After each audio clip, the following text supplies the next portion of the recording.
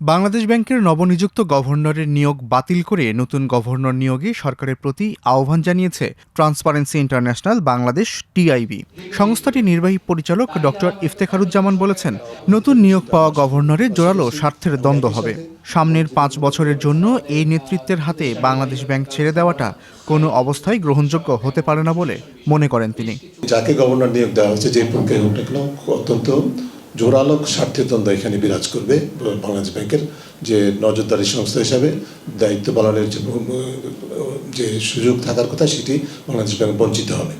কাজেই এই নেতৃত্বের হাতে বাংলাদেশ ব্যাংক ছেড়ে দেওয়াটা সামনের 5 বছরের জন্য কোনো অবস্থায় গ্রহণযোগ্য হতে পারে না বলে আমরা মনে করি। এবং এর পেছনে যদি কোনো ষড়যন্ত্র থাকে, যে কোনো বিশেষ মহলকে সুযোগ করে দেওয়া, সেটি কিন্তু আরও বেশি গুরুতর প্রশ্ন। এবং সেক্ষেত্রে সরকারের উচিত হবে সম্পূর্ণ নিরপেক্ষভাবে বিষয়গুলো তদন্ত করে পদক্ষেপ গ্রহণ করা। 5 মার্চ বৃহস্পতিবার টিআইবির অডিটোরিয়ামে আয়োজিত সংবাদ সম্মেলনে নতুন সরকারের সুশাসন ও দুর্নীতি বিরোধী প্রতিশ্রুতি বাস্তবায়নে টিআইবির পক্ষ থেকে সুপারিশ তুলে ধরা হয়।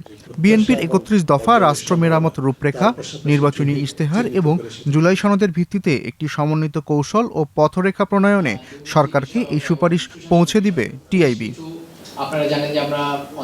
সংবাদ সম্মেলনে বাংলাদেশ ব্যাংকের নতুন গভর্নর নিয়োগ এবং বিতর্কিত ব্যবসায়ী এস আলমের দেশে ফেরার সংশ্লিষ্টতা নিয়ে এক সাংবাদিকের প্রশ্নের জবাবে ইফতেখারুজ্জামান বলেন, সরকারের উচিত হবে সম্পূর্ণ নিরপেক্ষভাবে তদন্ত করে পদক্ষেপ গ্রহণ করা।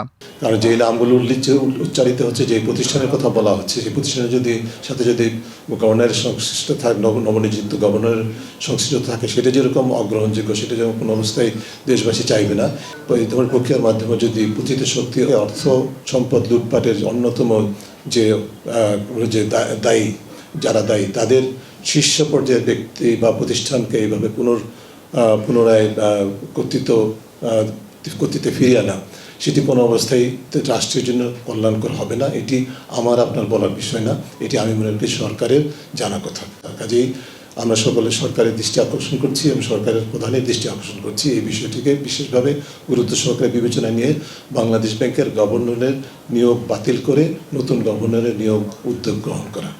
প্রশাসনের জোরপূর্বক রদবদল প্রসঙ্গে ইফতেখারুজ্জামান বলেন, সরকারের একটি ভুল পদক্ষেপ প্রতিপক্ষকে সুযোগ সৃষ্টি করে দেবে।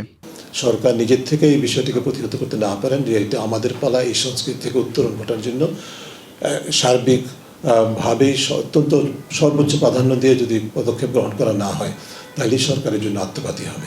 সরকারের কিছু পদক্ষেপ মানুষের মধ্যে আশা সঞ্চার করেছে, পাশাপাশি কিছু পদক্ষেপ উদ্বেগের জন্ম দিয়েছে বলেও মন্তব্য করেছেন ইফতেখারুজ্জামান।